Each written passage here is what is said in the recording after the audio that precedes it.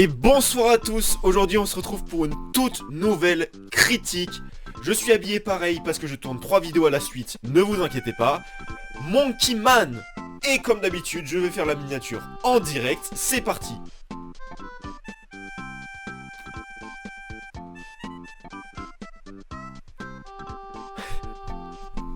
Je déteste faire ça, c'est d'une gênance absolue. Donc on se retrouve pour Monkey Man, le premier long métrage réalisé par Dev Patel.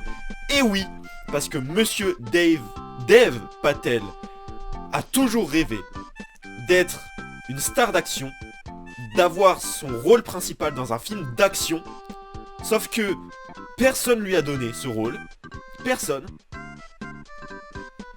Et donc, il s'est dit, vous savez quoi? Nique sa mère, personne me donne ce rôle, je vais le faire moi-même. Du coup, il a réalisé ce film, il l'a écrit, et il a le rôle principal.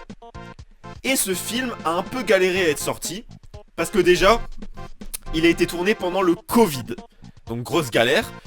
Ensuite, ils ont cassé des cams, donc ils ont dû filmer certains plans à l'iPhone. Voilà, donc vraiment à l'arrache. Les producteurs les ont lâchés à un moment donné.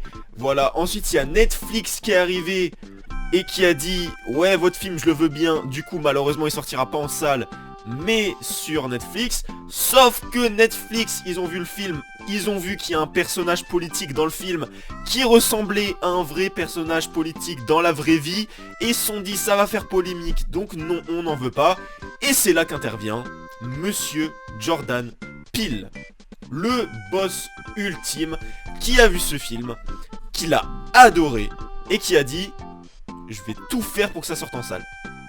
Donc il a racheté les droits, il s'est associé à Universal, et du coup, grâce à monsieur Jordan Peele, ce film sort dans vos cinémas. Dans tous les cinémas, il est là, Monkey Man.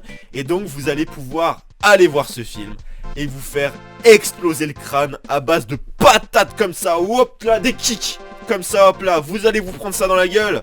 Et oui, et ça fait plaisir. On a besoin de ce genre de film. Voilà, donc là, Monkey Man. Avant de passer à vraiment ce que j'en ai pensé, là je racontais la petite anecdote. De quoi ça parle?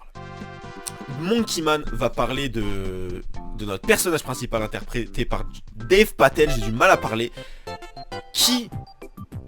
dont sa mère s'est fait tuer par des hommes qui sont très puissants et très influents politiquement dans le monde politique et dans les échelons de la hiérarchie. Et donc, Dev Patel, pour se venger, va devoir infiltrer plusieurs échelons et grimper les échelons de la société, de la hiérarchie, pour arriver au point le plus haut et pour pouvoir se venger, pour venger sa mère. Voilà de quoi parle Monkey Man. Alors oui, comme ça peut vous paraître comme un film de vengeance assez classique. Voilà, ça peut vous paraître un film d'action de vengeance assez classique comme John Wick ou autre. Et d'ailleurs, le film va beaucoup jouer avec cette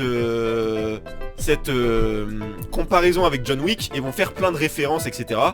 Et ça va être assez intéressant parce qu'ils vont vraiment assumer à fond l'influence de John Wick et ils vont en parler plusieurs fois dans le film, ils vont faire plein de références, etc. Et du coup, c'est vraiment cool. Et du coup, c'est pas vraiment comme John Wick, mais il y a beaucoup d'inspiration de John Wick. Voilà, ils sont allés prendre beaucoup d'inspiration chez John Wick. Et pour faire ce film qui pète, il claque ce film. Donc tout simplement, niveau réalisation, Dev Patel, je suis allé voir le film. J'en attendais quand même un gros morceau parce qu'on m'a beaucoup conseillé. Et j'ai été très surpris par la réalisation de Dev Patel. Pour un premier film, pour un premier long métrage, c'est exceptionnel. Je sais pas comment c'est possible, mais pour un premier film, il s'est démené pour nous pondre un truc exceptionnel. Déjà le film a coûté 10 millions de dollars. On dirait absolument pas. Vraiment, on dirait que ça a coûté comme les blockbusters qui coûtent 100 millions, des trucs comme ça. Même s'il n'y a pas beaucoup d'effets spéciaux dans ce film, c'est un film d'action assez réaliste. Mais putain, 10 millions. C'est généreux pour 10 millions ce qu'ils nous ont fait là. Et donc, même si le film est principalement en anglais, c'est un film indien, réalisé par Dev Patel, qui est britannique d'ailleurs, donc c'est pour ça qu'il y avait beaucoup de gens qui voulaient qu'il joue James Bond, et ça peut totalement le faire, j'avoue ça peut totalement le faire, même si je sais pas s'ils vont le prendre, mais ça pourrait totalement le faire vu ce qu'il vient de nous pondre. C'est une preuve en plus que Dev Patel est un super acteur de films d'action et qui méritait ce rôle depuis des années, et je trouve ça littéralement mieux, je trouve ça 1000 fois mieux qu'il n'ait pas été pris et que du coup ça l'a poussé à faire son propre film. Voilà, parce que bah là on voit un projet, un rêve de Dev Patel à l'écran qui se réalise, et c'est merveilleux, c'est merveilleux. Les scènes d'action sont hyper généreuses, c'est incroyable, et le film il n'y a pas que de l'action. Le film va se poser aussi pour développer les personnages, pour discuter, pour développer l'histoire, pour l'écriture. Le film va se poser à certains moments, il va mettre un peu de temps à commencer, mais ce n'est pas chiant pour autant, c'est pas lent, c'est pas chiant quoi. C'est juste le film qui va prendre un peu son temps, qui va se poser entre quelques scènes pour discuter, pour s'entraîner, etc. Pour écrire les personnages, développer les personnages, écrire l'histoire, etc. Et développer plein de trucs. C'est surtout le personnage de Dev Patel qui est développé principalement. Mais on a aussi d'autres personnages qui sont très intéressants, notamment l'ami de Dev Patel dans le film qui a la voiture à deux roues là, enfin le tout petit truc, qui est très drôle, parce qu'il y a de l'humour dans le film.